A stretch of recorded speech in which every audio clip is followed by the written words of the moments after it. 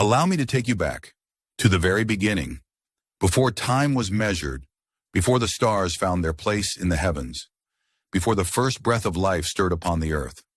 This is the story of the great creation. In the beginning, there was nothing. No sky, no land, no oceans, no people, just a vast emptiness. But then, something extraordinary happened. From nothing, God spoke. With a powerful yet loving voice, God said, "Let there be light." And just like that, light appeared. Bright, warm, beautiful. The darkness was no longer alone. God looked at the light and saw that it was good. He separated it from the darkness and gave them names, day and night. And so, the first day came to an end. On the second day, God spoke again. He created a vast open space, the sky. Below it, waters stretched endlessly, deep and mysterious. The sky above, the waters below, perfectly balanced. And God saw that it was good. Then on the third day, God brought order to the waters. He gathered them together, and land rose from beneath. Tall mountains, wide valleys, rolling hills. He called the dry land earth and the gathered waters seas. But God wasn't done yet. He spoke again, and suddenly the earth burst into life. Grass, trees, and plants of every kind appeared, each one unique, each one full of color, beauty, and purpose. And God saw that it was good. On the fourth day, God turned his attention to the sky. He created a great burning light to rule the day, the sun. Its golden rays warmed the earth and filled it with energy. Then he placed a softer light in the night sky, the moon. Along with it, he sprinkled countless tiny lights, the stars, each twinkling, each shining, each placed perfectly in the heavens. And God saw that it was good. Now it was time for the waters in the sky to come alive.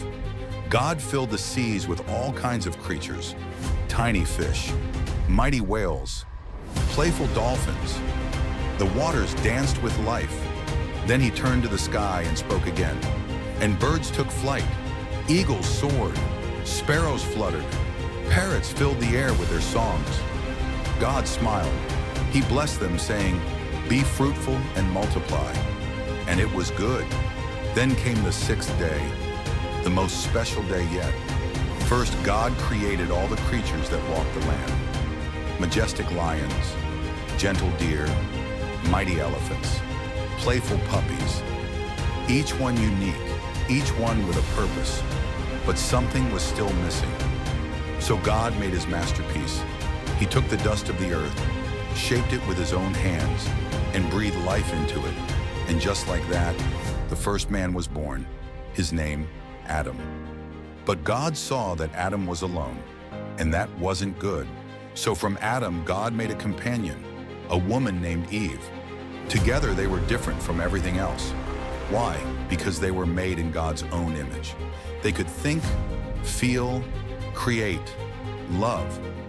God gave them a home, a paradise called Eden, and he blessed them, saying, "Be fruitful and fill the earth. Rule over the animals and care for this world I've made."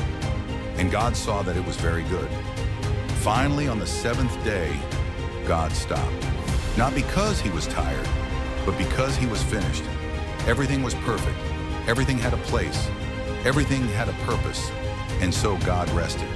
He blessed this day and made it holy, a day to pause, to reflect, and to enjoy all that he had made. And that is how the world began, a world created with love, filled with beauty, wonder, and life. But here's the most amazing part. You and I, we're part of this story too. God made this world for us to care for it, to enjoy it, and to be in relationship with him. From the very beginning, he had a plan. And that plan, it includes you. And just like that, we've reached the end of our journey, at least for now. But the story, oh, it keeps going. So if this spoke to you, if it made you think, if it stirred something deep, go ahead, share, and let's keep the conversation alive. Until next time, stay blessed, stay curious, and always keep seeking truth. Peace.